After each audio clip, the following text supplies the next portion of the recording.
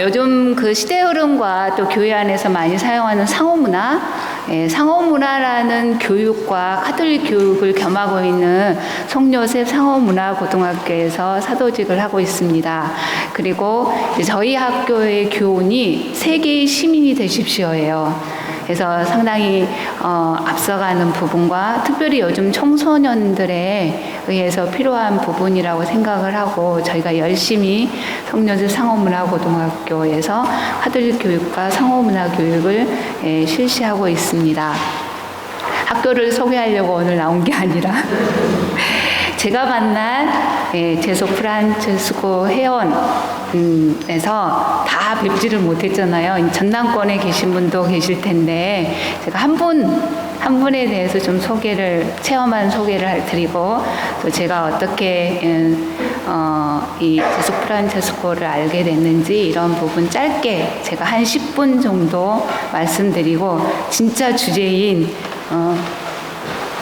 다문화 가정에 다가가는 부분, 이 부분에서 저는 이제 전문가가 아니니까 전문가로서 현재 다문화 지금 말하면 가족센터죠. 운영하고 계신 저희 수녀님을 제가 또 초대를 했습니다. 그래서 제가 10분, 저희 수녀님이 40분에서 50분, 그래서 1시간 동안 저희에게 할애된 시간을 사용하도록 하겠습니다. 제가 제속 프란체스코 회원들에 대해서 잘 몰라서 제가 4편의 비디오를 보았습니다. 프란체스코 회원 역사와 또 한국의 역사, 그 다음에 여러분들이 한국 교회 안에서 또 국가적으로 활동하고 있는 부분들을 이렇게 보면서 정말 큰 규모의 또 정말 시대의 흐름 안에서 응답하셨던 여러분들의 모습을 제 머릿속에 이렇게 기억하게 되었고, 하느님 안에서 여러분들 활동하셨던 모든 것들이 저희 한국 교회뿐만 아니라 전 세계적으로 정말 널리 이렇게 복음 전파가 되어 있구나 이런 생각을 하게 됐습니다. 제가 2001년에 미국의 시카고 본당 한인 본당에서 4년 동안 있었습니다. 그때 저희 시카고 한인 본당에 이 회원들이 상당히 많이 계셨고, 그때 아마 그 전에 이제 계속 수도복 입으셨잖아요. 그죠? 여기 수도복 입으신 분들도 계실 것 같아요. 이제 수도복이 이제 없어지면서 좀 나이 드신 이제 회원분들께서 내가 만약에 하느님 품으로 갈 때 이 수도복을 입혀달라고, 이미 수도복은 끝났지만 그래서 그렇게 부탁하셨던 분도 계셨습니다. 그래서 그런 그 마음가짐 또 정체성 이런 부분에서 제가 상당히 많이 체험하는 그런 상황이었고, 또 회원으로서 어딘가에 파견되고 또 교회 활동을 하실 때 본당 신부님에게 안수도 받으시고 또 신부님께 제가 어디를 가겠습니다, 기도해 주십시오, 이런 본당 수녀로서 간접적으로 보았던 제속 프란체스코 회원들의 모습, 제가 그런 경험이 있어서 나눠드립니다. 그리고 이제 주요는 제가 2008년에 중국 영길에 가서 10년 동안 선교를 했고, 그 다음에 난징에서 3년을 했습니다. 10년 동안 영길에 있으면서 선생님을 뵈면서 제가 그 체험을 딱 3가지만 말씀드리고 싶습니다. 제가 이미 최환 선생님 2002년에 가셨고, 이제 제가 뵙는 나중이잖아요. 근데 제가 2008년에 갔을 때는 상당히 연길도 많이 발전한 상황이었어요. 근데 제가 어느 날 최환 선생님하고 연길 공항회를 손님을 맞이하러 간 적이 있습니다. 근데 아주 짧은 시간이었는데 손님을 기다리면서 최환 선생님 저에게 무슨 말씀을 하셨냐면, 수녀님, 편견이고 뭐 다 버리시고 사제에 대한 존중, 존경, 이 부분 꼭 부탁드립니다. 그래서 제가 앞뒤 다 얻고 그건 당연한 거 아닌가? 이런 생각을 하면서 이제 10년 동안 영길이라는 곳에서 이렇게 지내면서 조선족의 사제 신부님들, 중국 신부님들, 또 또 파견대에 오시는 한국 신부님들을 뵈면서 제가 앞뒤 설명을 하지 않아도 그 어려운 환경과 또 선교라는 부분에 특별히 이제 공산 부분에 이 주위 안에 있는 그 교회 안에 활동하시는 사제들의 모습, 그래서 신학교 또 사제 서품 받고 각 곳에서 이렇게 활동하시는 그런 모습 안에서 함께하는 수도자 또 평신도들 이런 부분에서 사제에 대한 존중, 이 부분이 저에게 상당히 그때는 당연하다고 생각했지만 제가 이렇게 살아오면서 선생님 말씀하신 그 말씀의 뜻이 무엇인지 이렇게 알 수 있었고, 또 특별히 여러분들은 교회 안에 사제와 같이 이렇게 선교를 하시기 때문에 그 부분이 저에게 되게 많이 남았던 기억 중에 하나입니다.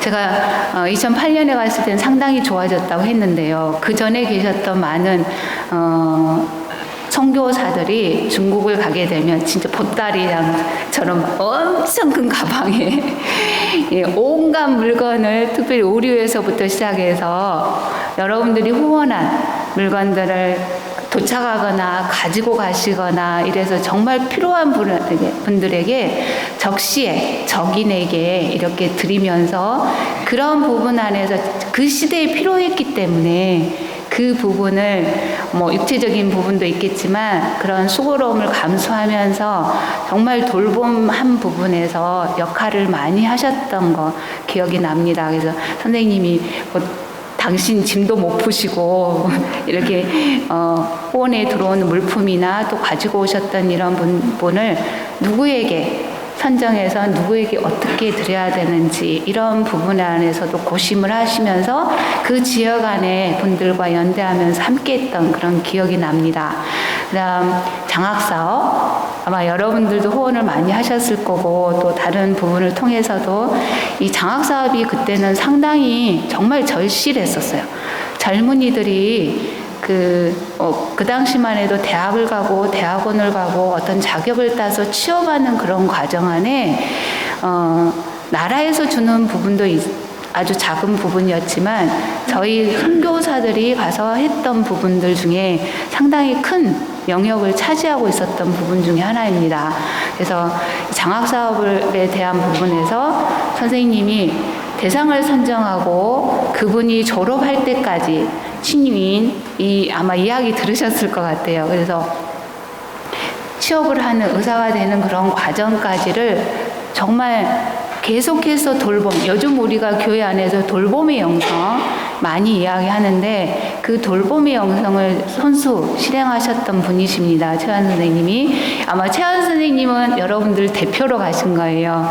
저도 중국 선교 나가서 항상 하는 말이 제 자신, 개인 이문자 수녀라는 사람이 파견돼서 어떤 역할을 하는 것이 아니라 저희 사랑의 짙은 수녀회를 대표해서 간다고 항상 그렇게 말씀드렸면서 살았던 거거든요. 그래서 최한 선생님이 가셨지만 아마 여러분들이 함께 하셨던 부분이었기 때문에 여러분들의 일이었고 또 여러분들의 고움 실천이 선생님을 통해서 가셨기 때문에 제가 나누는 것입니다.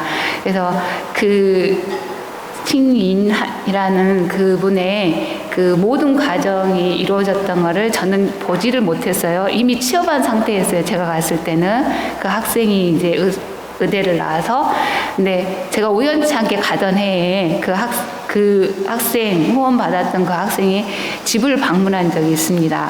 근데 너무너무 막 후한 대접이잖아요. 중국 분들이 그렇게 후한 대접하기 쉽지 않습니다. 이 관시라는 것이, 관계라는 것이 쉽게 마음이 풀리지 않는데 얼마만큼 선생님께서 정말 함께 돌봄의 영성을 실천하셨는지 그 부모가 보여주시는 마음의 이 대접, 이게 저도 가서 너무 가슴이 뭉클했고 아마 여러분들이 들으셨으면 그 부분 뭉클함이 있었을 거라고 생각을 합니다. 그만큼 처음부터 선정하는 과정에서부터 함께했다는 그런 마음을 가질 수 있었던 하나의 예시입니다. 그 다음 하나는 복리원 생각나십니까? 혹시 여기서 개원식이나 10주년 때 가신 분 계십니까? 중국 연기 아니시네요. 근데 이제 국가적인 차원에서도 오셨을 텐데 제가 개원식에 참석을 했을 때 선생님이 의도하지는 않으셨지만 그 양로 사업을 하게 됐을 때 흐름이었다고 저는 응답이었다고 생각을 합니다. 저희 사랑의 시툰 수녀회는 장애인 어린이집 부분을 했고 집에서 일하는 곳을 운영을 했는데 아마 연길 지역에서 있었던 얘기를 많이 들으셨기 때문에 쓰리라고 생각하고 그런 인연의 부분은 생략을 하고 선생님이 그 복리원을 그 양로원을 시작하실 때 개원식에서 그런 말씀하셨습니다. 하느님의 자녀로서도 내가 이런 부분을 이렇게 하겠다 이렇게 말씀을 못 하시잖아요. 이제 그 선교하는 부분을 할 수가 없으니까 그래서 내가 우리 어머니처럼 여러분들을 오시는 분들을 제가 모시겠고 효도하겠고 이게 이런 단어로 하셨지만 실질적으로는 정말 제 프란체스코 회원으로서 그런 마음을 전달하는 개원의 인사를 하셨습니다. 그리고 그 양로원을 전체를 계획하실 때 정원을 이렇게 건물이 있었고 정원이 바라보이는데 정원을 산책하는 그 코스의 모양을 어떻게 만드셨냐면 지금 저기 십자가도 있지만 제수 프란체스코 그 십자가 모양으로 만드셨습니다. 그래서 선생님이 하실 수 있는 많은 표현과 정체성에 대한 이런 부분들을 실제로 저희가 드러내고 할 수 없는 이런 선교 이런 부분들을 스스로 저도 엄청 갈등을 많이 했거든요. 내가 수녀인가? 수도자인가? 선교사로 왔나?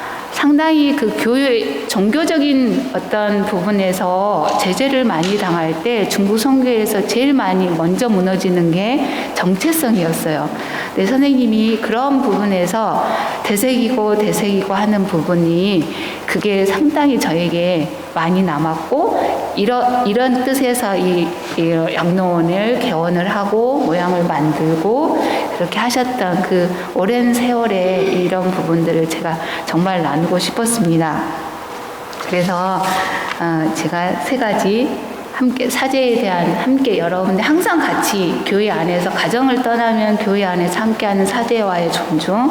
두 번째는 시대의 요청에 의해서 돌봄의 영성이 지속되어야 된다는 거. 그 부분과 마지막에 이제 그 카톨릭 신자로서도 그렇겠지만 제속3회 회원으로서 본인이 정체성을 가지고 이 부분을 계속 드러내려고 하는 교회 안에서 머무는 그런 부분들을 사르셨던 부분을 제가 오늘 나누고 싶었고요. 그래서 얼마 전에 그 KBS에서 8월 26일 날 유홍식 추기경님 추기경 하는 부분에 가셔서 교황님과 대담하는 그 내용을 제가 보았습니다. 그때 그게 오늘 주제, 선교는 행동이다. 이 부분을 말씀을 하셨는데, 뭐라고 말씀하셨냐면, 이 부분입니다. 선을 행하는 일에 지치지 말아 주십시오. 평화는 선물입니다. 평화를 위해 호소합니다. 평화를 위해 일하십시오. 이것이 인간의 소명입니다. 행복하여라 평화를 위해 일하는 사람들. 그래서 기다리기만 해서는 안 됩니다. 행동해야 합니다. 오늘 주제예요. 그리고 성 프란체스코는 모두가 형제라고 했습니다. 우리 서로는 형제 자매라고 말해야 합니다. 형제가 없으면 전쟁이 일어납니다. 형제의 씨를 뿌리고 이웃과 같은 정의의 씨를 뿌리고 그 다음 미소의 씨를 뿌리고 그 다음 손을 내밀어서 형제 마음의 씨를 뿌리는 것이 엄청 중요합니다. 이 시대의 요청입니다. 그러면서 한국 교회 안에 선교를 나가는 부분에 지금 행동하셨으면 좋겠습니다. 이 부분을 말씀을 강조를 하셨습니다. 그래서 제가 오늘 이 부분을 짧게나마 나누고 싶었었고요.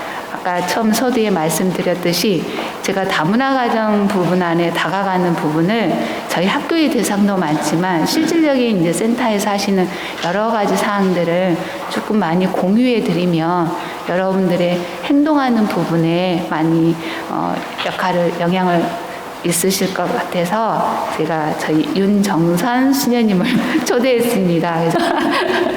그래서 저는 아까 우리 수님께서 이제 말씀하신 대로 강진군 가족센터에서 센터장 일을 하고 있습니다.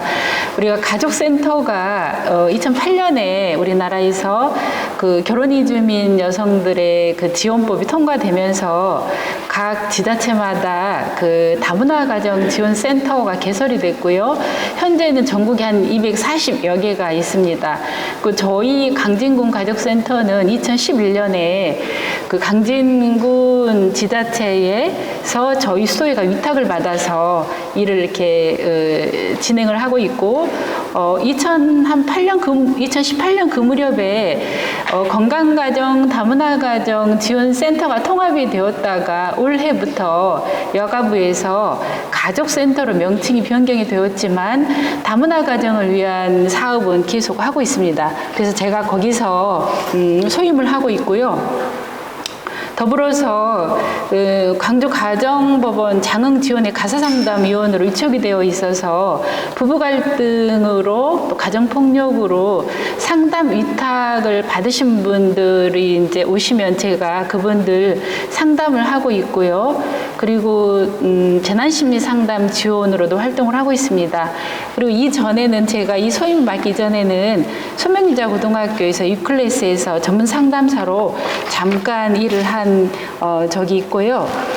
오늘 제가 우리 수녀님 초대로 이제 여기 이 자리에 함께 오게 됐는데 아마 내일이 그 108차인가요? 그 세계 이주민과 난민의 날인 것 같아서 여기 아마 제소회에서도 그 이렇게 이 중간에 이런 함께 이주민과 난민에 대해서 함께 나눌 수 있는 그런 시간들을 가진 거는 참 의미가 있겠다 그런 생각이 듭니다. 우리가 이주민, 난민에 대한 그 교회의 가르침은 대표적으로 창세기 18장에 아브라함이 그 나그네가 다가오면서 손님으로 맞이하는 부분이 기억나시죠? 손님으로 맞이하면서 아브라함의 태도가 어떻습니까? 땅에 납작 엎드렸어요. 땅에 납작 엎드리고 그리고 물을 떠오죠. 이렇게 쉽게 하는 것. 사막에서 우리는 그냥 물이 흔하지만 사막에서 물이라는 거는 얼마나 귀한 것입니까? 근데 물을 떠와서 발을 씻게 하고 그 다음에 그 귀한 송아지를 잡아서 대접을 했습니다. 여기까지 우리가 환대죠. 환대. 그리고 이 손님들이 다시 오실 날을 기약을 하는 거죠. 만남이죠. 관계 맺기. 그리고 또 하나 또 대표적인 거는 룻기에서 보면 나오미와 룻이 나오미가 룻의 고장에 가서는 과부이면서 이주민이고 그리고 룻이 나오미의 고장에 오면서 똑같이 과부이면서 이주민이지만 그 주인의 그 밭에 가서 환대를 받으면서 밀 이삭이든지 다 줍게 되는 거죠. 오늘 대표적으로 성경의 가르침도 이렇게 있고 그리고 교황님께서는 자비와 비참이라는 그 말씀 속에서 우리는 다른 이들과의 만남의 회복을 바탕으로 자비의 문화를 촉진하라는 요청을 받았습니다. 라고 이렇게 말씀을 하십니다. 그런데 이렇게 계속해서 이렇게 프로그램 짠 거랑 보면 이제 교회 안에서의 말씀하시는 것들은 많이 이렇게 다루시는 것 같아서 오늘 저는 이제 교회에서 가르침 요 부분에 대해서는 제가 조금 생략을 하고요. 나 자신에 대한 이해, 우리가 이주민이나 다른 문화를 이렇게 만날 때에 어떤 두려움이나 편견들이 좀 많이 있으셔요. 그래서 나 자신에 대한 이해, 그리고 교회에 대한 이해는 제가 생략을 좀 하고요. 제가 문화를 통해서 여러분들하고 함께 얘기를 나눌 건데 이 문화를 통해서 사회에 대한 이해는 내가 어떻게 할 건가, 그리고 제가 하고 있는 가족센터 이 부분에 대해서 세상에 대한 이해를 하면서 왜 난민이 되어야 하고 이주를 왜 하는지 이런 부분들을 함께 저희가 이렇게 나눠보도록 이렇게 하겠습니다. 제가 조금 말이 빠르죠. 짧은 시간 안에 지금 해야 되니까 좀 그렇습니다. 자, 그러면 나에 대한 성찰을 좀 해볼게요. 오늘 나의 시선이 어디에 머무시는지 한번 우리가 조금 돌아보면 좋겠습니다. 여기서 대부분 여기 계신 재소회원분들께서는 우리나라에서 태어나시고 자라고 일도 하시고 뭐 이제 더러는 또 선교도 가신 분도 계시겠지만은 내가 혼자 제일 멀리 이제 가본 기억들을 혹시 더듬어 보면 아마 뭐 이사라든가 아니면 또 뭐 결혼이라든가 이런 부분들이 아마 있을 겁니다. 근데 그 내향적인 사람이나 외향적인 사람이나 조금 차이는 있겠어요. 차이는 있겠지만 기본 정서는 좀 비쌀 것 같습니다. 이사하고 멀리 갔을 때에 그 환대를 받은 기억도 좋은 기억도 있으시고 혹은 뭐 좀 두렵죠. 먼 곳을 떠나서 가려면은. 그리고 겉도는 느낌도 받으실 것 같고 뭐 소외도 받으실 것 같고 또 이방인 나그네 같은 이제 그런 느낌들을 참 많이 이렇게 받으셨을 거예요. 그럴 때 우리가 이렇게 그럴 때에 이제 우리가 가장 많이 받게 되는 질문들이 있어요. 제가 가장 많이 받는 이 질문들 중에 어떤 걸까요? 제가 여기 있는 윤수녀가 가장 많이 받는 질문이 어떤 걸까요? 맞아요. 나이는 어떻게 되세요? 이렇게 물어봐요. 그럼 저는 어떻게 대답하냐면요. 보이는 곳에 10살 더하세요. 이렇게 얘기하거든요. 여기 앞에 계신 자매님 저 몇 살로 보이세요? 50대 감사해요. 그 다음에 또 하나 물어보세요. 또 가장 많이 하는 질문. 맞아요. 어떻게 이렇게 잘 알으세요? 네, 저랑 약속하지 않았는데 고향이 어디세요? 이렇게 물어보면 저는 어떻게 대답할 것 같아요? 사는 곳이 고향이죠. 저는 이렇게 대답합니다. 뭐 저한테는 물론 어느 나라에서 왔어 이러지는 않으실 거예요. 그리고 또 있으세요. 결혼하셨어요? 어떤 분들은 예전에 저한테 사모님 이래서 너무 화가 나서 대답도 안 하고 들어가 버렸어요. 이런 적도 있는데 이제 이게 우리가 이제 요런 이제 그 질문들이 사실은 친해지고 싶어서 그런 거죠. 친해지고 싶어서 그래요. 근데 이런 부분들이 조금 뭐라고 하죠? 과도하다 보면 나를 불편하게 해요. 그쵸? 과하다 싶으면 나를 좀 불편하게 하는데 이렇게 당연하고 익숙한 질문들이 지금 여기 살고 있는 우리 주류라고 할 수 있겠어요. 그런데 이주민들, 주변화된 사람들한테 이렇게 물어보면 진짜 이렇게 질문하는 이유가 뭘까? 또 내가 이렇게 말하면 나를 무시할까? 아니면 내가 여기서 환영받지 못할까? 나는 말하고 싶지 않은데 사실대로 말을 해야 하나? 이런 생각들을 하게 되는 거죠. 그래서 우리가 정말 당연하고 익숙한 이런 질문들이라고 할지라도 우리가 한 번 정도는 생각을 좀 해봐야 될 필요가 있다는 것입니다. 그래서 우리가 이제 이런 부분들이 왜 이런 불편하고 이런 생각들이 들까? 근데 사실은 여기 계신 분들이 이주민들을 만나신 분들은 많지는 않으실 거예요. 만난 적 있으세요? 많지는 않으신데 동남아 쪽에서 오신 분들이라 생각을 하면 이분들이 어떻게 돈 벌러 왔나? 아니면 뭐 결혼 위주로? 뭐 이렇게 생각을 하시는 건데 왜 그럴까요? 왜 그런 우리가 편견이라고 할 수 있겠죠. 이런 마음이 들까요? 매스컴. 내가 만나지 않은 사람들인데 그렇게 홍보가 나가고 보도가 되어지는 그런 부분들 때문에 내가 그분들에 대한 어떤 편견 같은 거를 좀 갖게 되는 거예요. 이분들이 잠재적으로 우리나라에서 함께 모여 있으면서 뭔가가 문제가 되지 않겠나? 이런 생각들을 이렇게 많이 하게 되는 것이죠. 그래서 우리가 이제 이런 부분들에 대해서 조금 이해를 하려면은 문화라는 것들을 좀 이해를 해야 합니다. 문화라는 것은 이제 우리가 그 뭐 모든 생활 양식의 총체 뭐 이렇게 해도 사전적으로 얘기할 수 있겠지만 문화는 단순히 그 한 가지로 얘기를 할 수가 없어요. 그러니까 대부분의 이제 문화가 장소나 사건이나 만남을 통해서 우리가 간단하게 조금 얘기를 해볼 텐데요.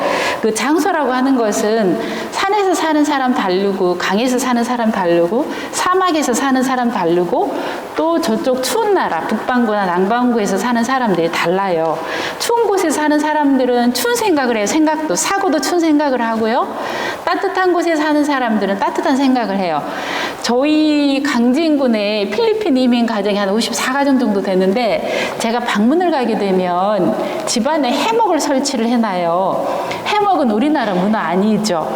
뭐 여기 재수 회원분들 생각해 보실 때 해먹이라고 하면 약간 조금 그 게을러 보이기도 하고 여가 생활을 하는 듯한 그런 느낌이 들죠. 제가 그 집에 방문했을 때 마당에 해먹을 설치할 공간이 없으면 방 안에다 설치를 해요. 나는 거기 들어가면 아이가 학년기 아이기 때문에 책상이나 의자를 놔서 공부를 할 수 있는 분위기를 만들어주면 좋겠다라고 생각을 하는데 해먹을 설치를 해놔요. 그분들은 해먹이라는 것이 우리나라 우리 입장에서 보면은 약간의 그렇게 뭐 여유가 좀 있어야 설치를 하는 것 같은 그런 느낌이 들지만 그 사람들은 해먹은 그냥 침구류인 거예요. 침구류. 그냥 날씨가 덥기 때문에 이렇게 해먹을 설치를 하고 거기서 흔들흔들 하면서 잠도 잘 오고 이런 부분들이 있기 때문에 그 더운 나라 사람들을 생각할 때 이제 그런 부분들을 생각을 하고요. 그 다음에 또 뭐 어떤가요? 몽골 사람들 같은 경우는 초원에서 살기 때문에 굉장히 드넓은 그 초원에서 멀리까지 바라볼 수 있는 시야가 아주 넓다고 얘기를 하죠. 그래서 우리가 이 장소라고 하는 것은 뭐 이렇게 나라마다 지역마다의 그런 차이도 있는 것이고요. 그리고 또 우리 한국인들 안에서도 같은 한국이지만 강이나 바다에서 사는 사람들 기질도 조금씩 다르다 하죠. 그래서 그런 부분들이 영향을 이렇게 많이 미치는 거고요.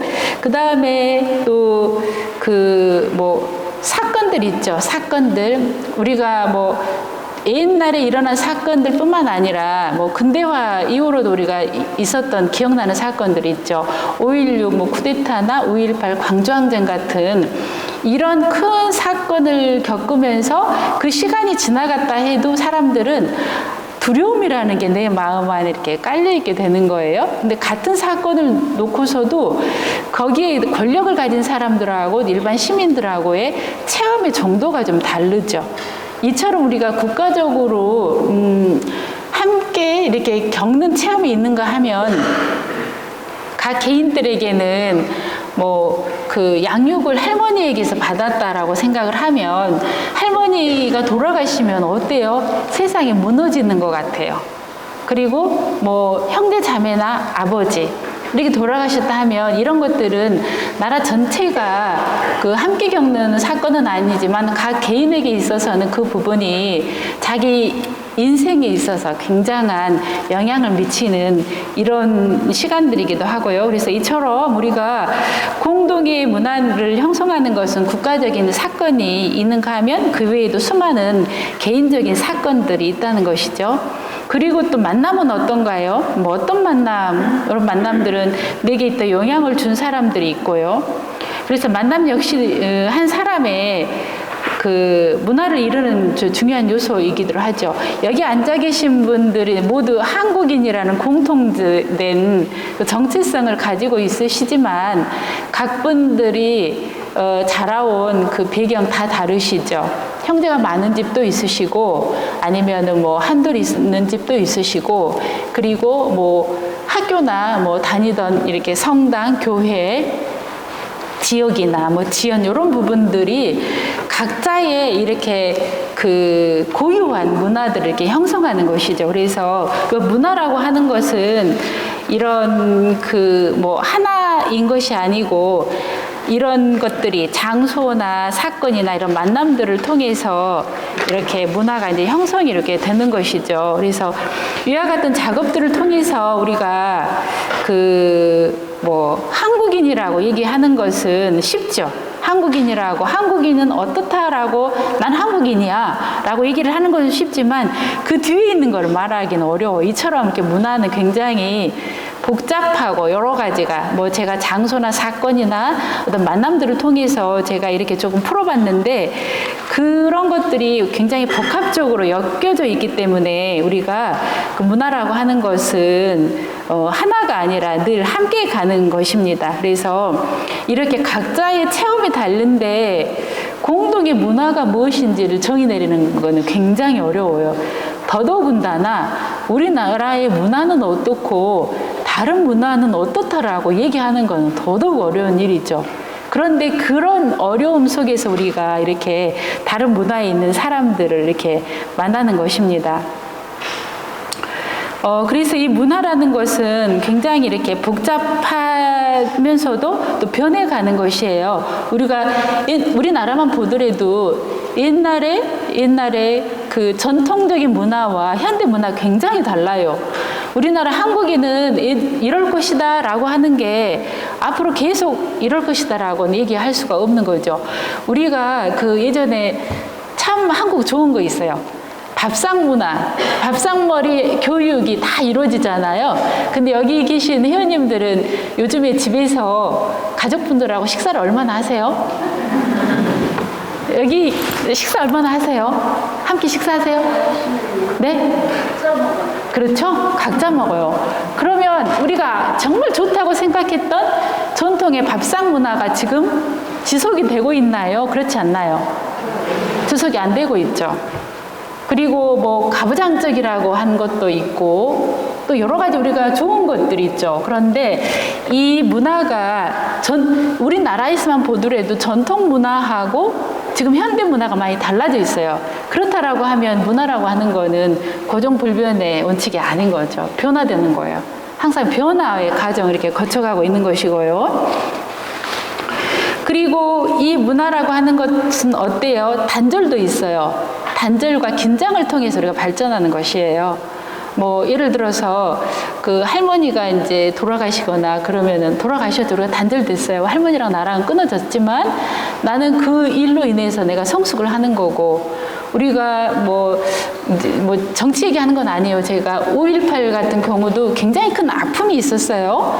아픔이 있었지만 우리는 그거를 통해서 우리가 시민의 힘으로 이 땅에서 민주화를 이루어냈지 않습니까? 네, 그렇게 보자면 문화라고 하는 거는 굉장한 단절과 긴장을 통해서 우리가 형성이 된다라고 이렇게 볼 수가 있겠습니다. 그래서 이 문화는 우리가 뭐 몇 가지로 이렇게 세 가지로 단수가 아니고 또 복수고 변화되어 가고 긴장을 통해서 우리가 발전되어 간다라고 이렇게 볼 수가 있는 것이고요. 근데 어떻습니까? 이 문화라는 것이 다른 나라 문화 사람들을 만날 때 아니면 여러분들도 뭐 이렇게 직장 생활을 하거나 결혼을 하거나 다 결혼하셨으니까요. 결혼하실 때 다른 상대방 배우자의 그 가정 문화가 서로 만나는 것이잖아요. 지금은 잘 살고 계시는데 처음 만나셨을 때 얼마나 힘드셨어요. 성가셔요. 나랑 달라. 나는 뭐 이렇게 들어갈 때 뭐 방에 들어갈 때도 뭐 신발을 뭐 이렇게 앞으로 놓는 거나 그럼 배우자는 또 뒤로 놓는다거나 뭐 이런 것들. 그러니까 굉장히 다른 문화를 이렇게 만날 때는 성가시러워요. 굉장히 성가시러워. 그런데 그 좀 성가시러운 존재인 남편이라든가 뭐 다른 사람들을 만나기 때문에 내가 누군가를 아는 거예요. 그런 분이 없으면 내가 어떻게 아나요? 남편이 없으시면 아내가 어떻게 내가 누군지를 알겠습니까? 내 자식이 없으면 내가 누구의 엄마라는 어떤 정체성을 알겠습니까? 그렇지 않아요. 그렇죠? 그래서 우리가 이런 만남이 힘들지만은 없으면은 내가 누군지를 알 수가 없는 것이죠. 그래서 이 나이대에 말한다라는 거는 우리가 이제 이 문화를 얘기할 때에 보통 방법을 얘기를 해요. 방법. 그러니까 그 요리하는 방법들이 있죠. 우리가 요리를 해서 실제로는 그 요리를 하는 방법들이 나라마다 다 다르는데 그 요리를 해서 함께 먹는 거에 진짜 의미는 친교 이런 부분들이 있잖아요. 그런데 우리는 함께 먹는 방법 이런 부분들을 이제 생각을 많이 하게 돼요. 그 한국 사람들은 그러죠. 전화가 띠리링 왔어요. 곧 갈게. 그러면은 대부분의 여기 계신 분들은 5분, 10분이면 도착을 해요. 한국 사람들은 그래요. 근데 이제 제 친구한테 이제 들었던 얘기는 제 친구가 예전에 그 평신도 선교사로 남미 쪽에 가서 이제 선교를 했는데 예를 들어서 아침에 9시가 수업을 시작을 한다 그러면 우리나라 사람들은 부지런하시니까 시간도 정확히 잘 지키시니까 집이 멀거나 그러면은 7시에 출발을 해서 2시간 안에라도 도착을 하죠. 그런데 이제 이런 분들은 아랑곳하지 않아요. 길을 가다가 누구를 만났어요. 친구를 만나면 너 안녕하냐? 나도 안녕해. 너네 부모님은 안녕하냐? 우리 부모님도 안녕해. 니네 이모님은 어떠시냐? 우리 이모님도 안녕해. 너희 고모님은 어떠시냐? 우리 고모도 뭐 괜찮아. 심지어는 옆집 강아지, 우리 강아지까지 다 물어보고 거기서 30분, 40분 지체를 하고 또 가요. 가다가 또 다른 누군가를 만났어요. 그렇게 하면은 똑같은 방법을 똑같이 얘기를 해요. 그렇게 해서 학교에 도착하면요. 점심시간 되죠. 밥 먹고 집에 가요. 얼마나 좋아요. 밥 주잖아요. 이렇게 해요. 근데 이제 만약에 우리 기준으로 이런 부분들을 봤을 때에 시간을 안 지켜서 너는 나쁜 사람이야. 그렇게 말할 수 있나요? 근데 우리는 이런 그 보여지는 것, 행하는 방법들, 근데 문화라고 하는 거는 우리가 이 행하는 것 뒤에 존재의 의미를 이해를 한다라는 것이에요. 그래서 이게 복잡해요, 사실은. 근데 우리가 거기서 멈추기 때문에 성가시럽고 도전이 되고 분쟁이 되고 이런 차이가 생기는 것들입니다. 그런데 우리가 항상 그 이면에는 그 다른 그 존재의 의미, 뜻이 있다라는 것입니다. 그래서 나에 대해서 말할 때는 우리가 보통 내가 생각을 해서 이 생각을 통해서 내가 언어로 이렇게 나가는 건데 뭐 서양 사람들은 뭐 데카르트식 이렇게 얘기하죠. 합리적으로 얘기한다 그러고 남미 쪽이나 이런 사람들은 에피소드를 쭉 얘기하고 난 다음에 결론을 얘기를 해요. 아까 제가 설명한 것처럼 에콰도르 사람들 만날 때에 한 2시간, 3시간 걸려서 그 목적 장소에 간다고 하잖아요. 그런 분들은 아까 제가 그 장소 말씀드릴 때 장소가 사람들 생각하는 것도 영향을 미친다고 했죠. 더운 나라 쪽 사람들은 더운 거 생각해요. 추운 나라 사람들은 빨리빨리 하고 빨리 가야지. 추운 거 생각하고. 그래서 이분들 같은 경우도 에피소드를 쭉 얘기를 하고 결론을 얘기를 하니까 합리적으로 저 같은 사람 짜증나요. 빨리빨리 얘기 못해. 그 결론은 어떤다고. 이렇게. 그런데 그렇게 에피소드 얘기하고 이런 사람들 같은 경우는 이렇게 얘기하면 공격받는 것 같아요. 뭐 저희만 뭐 속상한가요? 그쪽 사람들은 안 그런가요? 그쪽 사람들은 공격받는다고 생각을 하죠. 그래서 시간을 안 지킨다라고 얘기를 하는 거 이렇게 얘기하는 것보다 우리가 그 이면에 있는 것들을 봐야 돼요. 그래서 한쪽에는 인내심이 필요하고 한쪽에는 또 이렇게 조금 뭐 좀 부드럽게 가야 되죠. 공격하는 것보다도. 그래서 우리가 그 무엇을 하고 표현하는 것은 방법의 문제보다는 함께 어떻게 존재하는가 이런 부분들을 우리가 생각을 해야 하는 거고요. 그래서 문화라고 하는 거는 이렇게 하다가 보면 자기를 위해서 뭔가를 뭐 건설하는 거죠. 또 상대방을 위해서도 그렇고요. 그래서 이렇게 문화는 이렇게 함께 이제 건설적으로 성장을 하는 것입니다. 그리고 이 문화를 통해서 우리가 다른 사람들과의 관계 안에 들어간다는 것이에요. 다른 사람의 방법이 나를 불편하게 한다고 해도 나의 틀로 다른 사람을 판단하는 것이 아니라 그 사람한테 물어보는 것이 중요해요. 우리 이럴 때 대표적인 게 있어요. 절고양이 얘기 다 아시죠? 절고양이. 어느 날 노스님이 뭐 다른 날 얘기할 것도 없어요. 어느 날 노스님이 기도를 하는데 절에서 고양이가 왔다 갔다 하길래 기도에 방해가 되니까 그 문간 앞에다 고양이를 묶었어요. 그러니까 이제 스님이 기도를 잘할 수 있게 됐습니다. 그리고 시간이 흐르고 난 다음에 고양이도 죽고 스님도 돌아가셨어요. 그러니까 남아있던 스님들이 그냥 아무 생각 없이 고양이를 사다가 묶었어요. 절간 앞에다가. 그리고 이제 그냥 또 이렇게 살아가는 것이죠. 근데 신도분들이 절간에 가서 보니까 고양이가 왜 저렇게 묶여있지? 이렇게 물어봤어요, 스님한테는. 아무도 몰라요, 그 이유를. 아무도 몰라요. 원래 그 행하는 그거 안에는 스님이 기도하는데 방해가 되니까 고양이를, 어느 날 갑자기 나타난 고양이를 묶은 거잖아요. 그런데 사람들은 지레 짐작으로, 내 생각으로, 판단으로, 그래서 그 고양이를 사다가 그냥 이렇게 묶어놓게 되는 거죠. 그리고 우리가 또 하나 그 장례 문화가 그 티벳 같은 경우는 이렇게 그 돌아가시면 시신을 그 이렇게 절벽 같은 데다가 해서 자연으로 돌려준다 하잖아요. 근데 제가 그거를 유튜브 영상으로는 이제 자막 처리해가지고 그 장례하는 거를 제가 이제 유튜브 영상으로 봤거든요.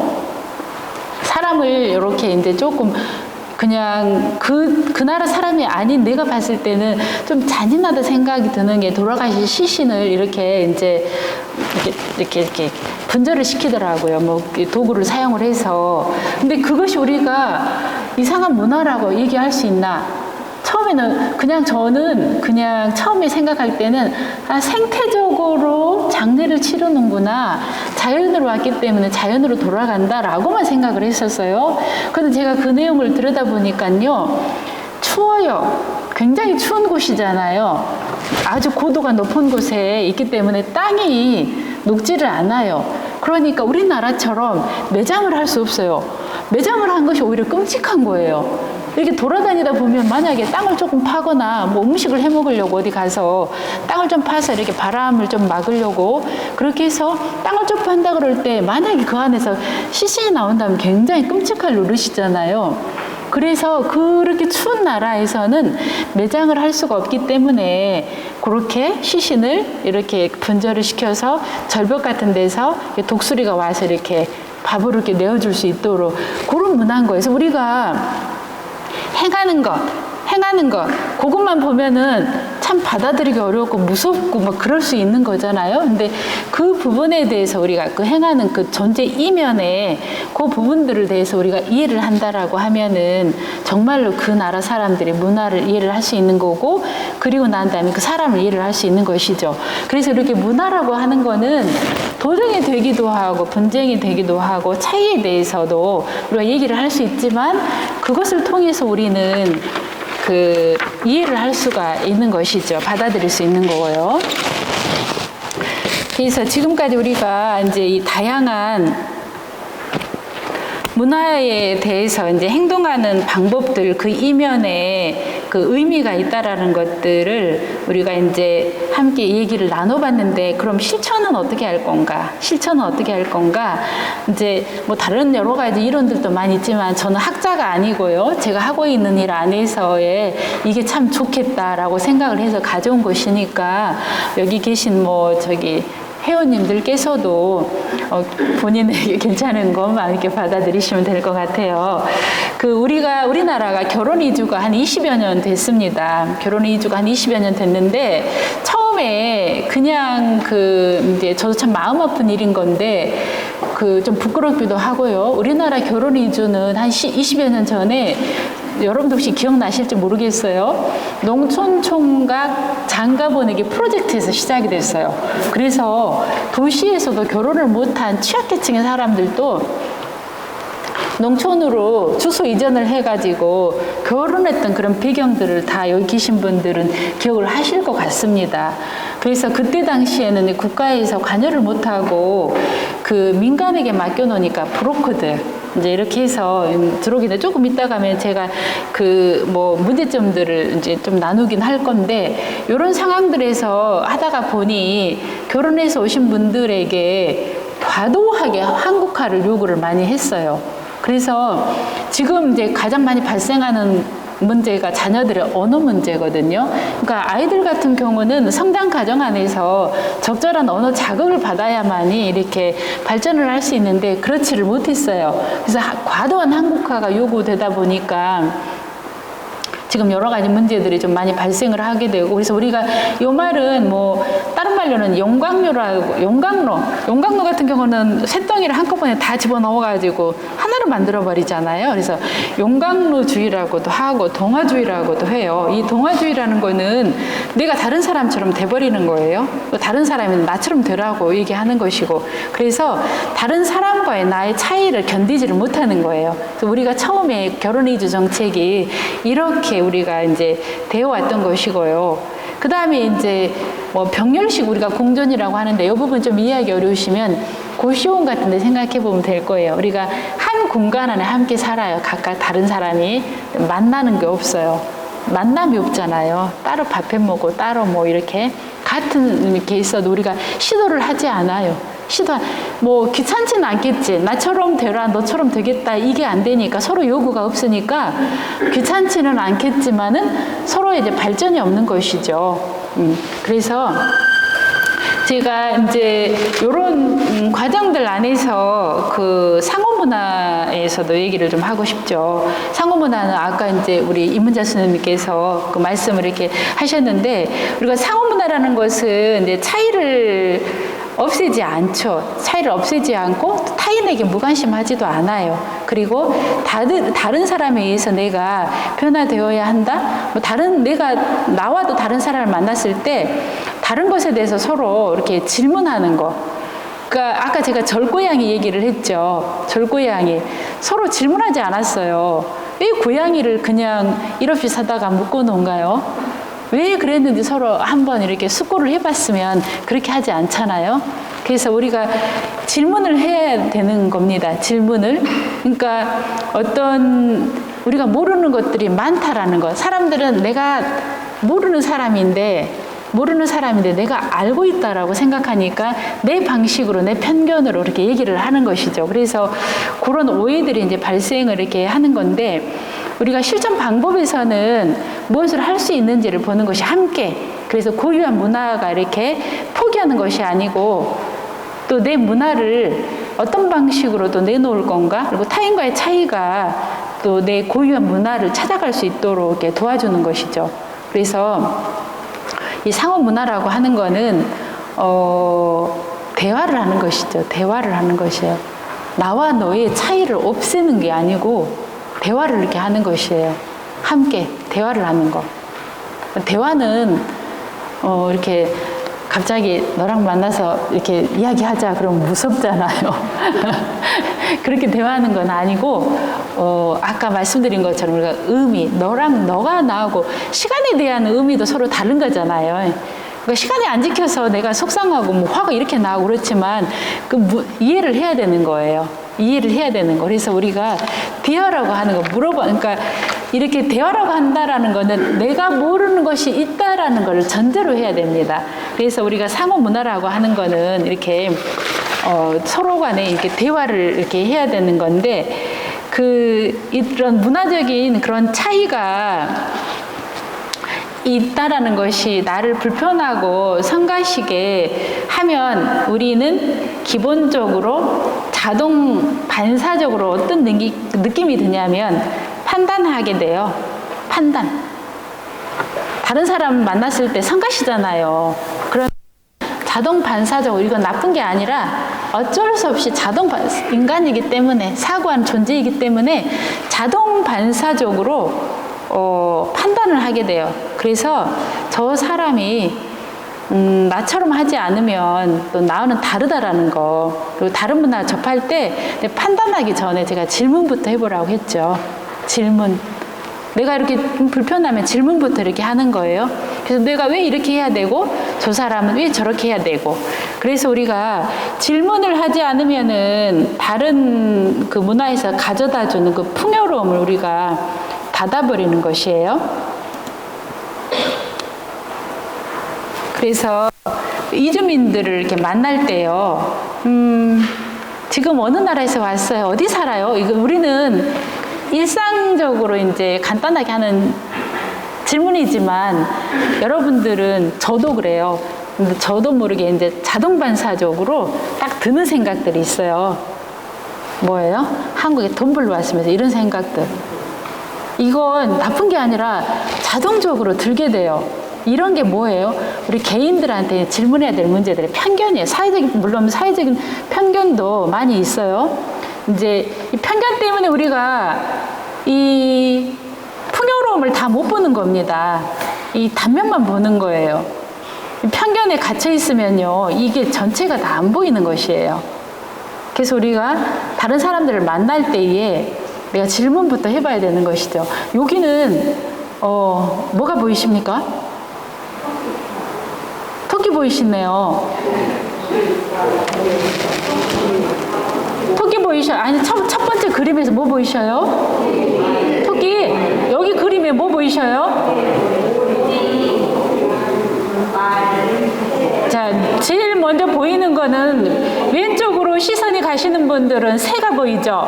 새가 보이죠? 오른쪽으로 가시는 분은 이제 귀가 긴 동물이 보이는 것이죠. 근데 여러분들은 딱 볼 때 이제 사람마다 다 차이가 있으세요. 왼쪽으로 시선이 딱 가시면 요 불이 긴 새가 먼저 보이시는 거고요.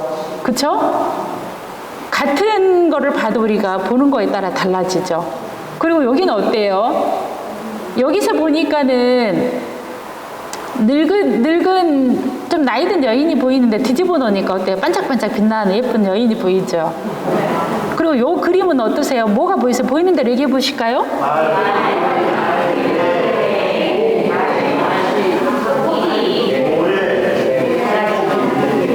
왜 코끼리는 얘기 안 하세요? 코끼리, 새도 보이죠? 말도 보이고, 개도 보이고, 고양이도 보이네요. 쥐도 보이고. 저는 그 다음에는 못 보겠어요. 뭔지 모르겠네요. 또 뭐 있나요? 네, 다음에 찾아봅시다. 시간이 없어요. 자, 우리가 그래서 이제 사회적인, 개인적인 편견도 물론 있지만 굉장히 사회적인 그런 편견들은 무서운 게 있어요. 여러분들 기억나시죠? 우리가 최근에 겪으셨잖아요. 코로나 때문에 1, 2년 사이에 우한이라고 하나요? 뭐 중국에서 발생을 했다고 해서 아시아인들 모두가 혐오의 대상이 되어서 그 아틀란타시에서 이렇게 한인들 한 4명 정도 돌아가셨나요? 총기 사고로. 이런 우리가 좀 심각한, 심지어는 이런 죽음까지, 이런 폭력까지, 편견이라는 것이 이렇게 무섭죠. 우리는 그냥 일상적으로 지나가면서 살 수 있지만, 그래서 지금 이 세상에서 우리가 이제 여기 재속 회원들께서 다문화, 상호문화 이 부분에 대해서 이제 함께 이렇게 나눔을 갖고는 계시는데, 지금 있는 이 시대에서 우리가 어항의 비유를 하자면 보세요. 같은 이게 그러니까 세상인 거죠. 이 안에서 주황색 물고기, 우리 주류만 이렇게 살겠다라고 손바닥으로 가릴 수 있나요? 할 수 없어요. 그런데 색깔이 이렇게 다른 게 모여지면 훨씬 더 풍요롭고 아름다움 우리가 볼 수 있는 거잖아요.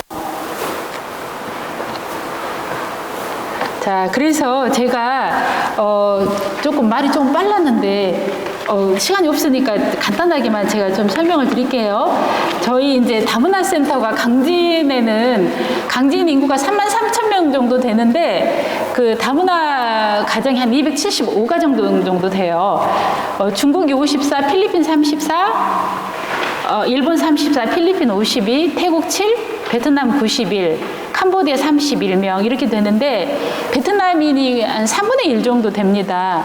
그래서 저희 이제 센터에는 모국어 상담 선생님이 베트남 선생님으로 이제 근무를 하고 계시고요. 그리고 결혼 이주 자녀가 이제 이분들을 통해서 가정을 이루시고 태어난 아이들이 한 400명 가량 되는데 19세 이상 아이들을 빼고 한 300명 정도 학년기 아이들을 치자면 전라남도 교육청 통계에서 보면은 다문화 가정 자녀들이 한 5% 정도 되는데 시간이 그래서 예. 네, 마무리를 해야 되겠네요. 제가 슬라이드를 하나 준비를 해가지고 왔는데 그래요. 하여튼 그래서 여기까지 그럼 할까요? 어떡하지? 여기 선생님 그러면 제가 저기 센터의 슬라이드는 말고 그 다문화 가정 문제로 생겨난 그 문제까지만 제가 얘기를 할게요. 그래서 보통은 그 중국 쪽에서 결혼 이주해 오신 분들은 혈연 관계들이 좀 많으시고요. 그 다음에 필리핀하고 일본 같은 경우는 통일교를 통해서 결혼 이주를 해오신 분들이 많으시고, 그 외에 동남아 쪽 같은 경우는 대부분 브로커를 통해서 왔다라고 보시면 돼요. 그렇게 되면 경제적인 문제가 굉장히 많이 발생을 합니다. 돈을 보내야 돼요. 가정이 여기 다 이렇게 깨지더라도 돈을 보내야만 하는 그런 이유들이 있어요. 그래서 아까도 제가 말씀드렸던데 문화의 차이 같은 거, 동남아 여성분들이 이제 시집을 와서 아침밥을 안 먹는 사람들이 굉장히 많아요. 거기가 아침을 안 먹고 사서 먹죠, 국수 같은 것들을. 근데 우리 시부모님들이 계속 얘야 왜 밥을 안 하니? 그래서 굉장히 그게 불화가 많았어요, 처음에. 근데 이제 지금 이렇게 이분들도 오셔가지고 계속 일을 해야 되기 때문에 요즘 아침 먹어요? 물어보면 더 잘 챙겨 먹는데, 왜냐하면 열심히 일해야 되니까 배고파서 일 못 한다고. 그래서 그런 문제들이 이제 있는 거고, 의사소통은 뭐 말할 것도 없겠죠. 그리고 우리는, 저도 사실 부끄럽게 제가 그 센터에서 일을 하면서 다른 나라 말 못해요. 근데 그분들이 이제 얘기를 하니까 제가 방문 상담을 갈 때도 통번역사 선생님들을 이제 데리고 이제 방문 상담을 가게 되는 거고, 사회적 편견이나 이제 이혼 이런 부분들이 굉장히 이제 많고요. 요것만 제가 하고 좀 마치겠습니다. 제가 만나는 결혼 이주 여성들 중에서 제가 앞서 얘기한 이런 문제들이 굉장히 많습니다. 굉장히 많은데, 이런 문제들이 지금 제가 이렇게 그 몇 가지만 이렇게 얘기를 했는데, 첫 번째 이 여성 같은 경우는 여기로 오셨는데 남편이 그 뇌성마비예요. 보기에도 뭐 이렇게 장애가 표가 났는데, 와서 보니 남편이 뭐 집은 뭐 살만해요. 시아버지가 뭐 농사도 크게 짓고 하니까. 근데 남편이 뇌성마비에다 음주가 있고 하니까 도저히 살 수가 없어가지고 아이 둘을 낳고 큰아이만 데리고 베트남으로 도망가 버렸어요. 그리고 갔다가 베트남에는 우리보다 우리나라 화폐 가치도 한 10배 정도가 좀 이렇게 낮다 생각하시면 돼요. 그러니까 할 것도 없고 힘드니까 다시 아이를 데리고 왔어요. 큰아이를 데리고. 그러니까 그 아이가 이제 한국말 하나도 못하죠. 중학생 들어가야 되는데, 그 여성은 국적 취득을 못했고, 앞으로도 아마 제가 보기에는 좀 힘드실 것 같아요. 이런 경우가 이제 발생을 했고, 최근에 저희가 베트남 같은 경우는 베트남 말로 우리나라에서 운전면허 시험을 볼 수 있거든요. 베트남만 많으니까. 근데 이분이 이제 베트남 말로 운전면허 시험을 봤는데, 페이퍼를 6장을 꺼내놓고 하다가 경찰에 이제 신고해가지고 와서 시험 부정행위로 시험 못 보고 나가고 2년 동안 이제 국가에서 뭐 하는 모든 시험에 이제 응하실 수 없는 이제 그런 상황들이 이제 발생을 했고요. 그 다음에 3번 같은 경우도 이분도 계속 제가 법원을 통해서 상담을 이렇게 오고 있는데, 이분들도 계속 돈을 보내야 해. 그러니까 우리나라 사람들 정서에는 시집을 가면 일단 시댁부터 일으키고 이렇게 하잖아요.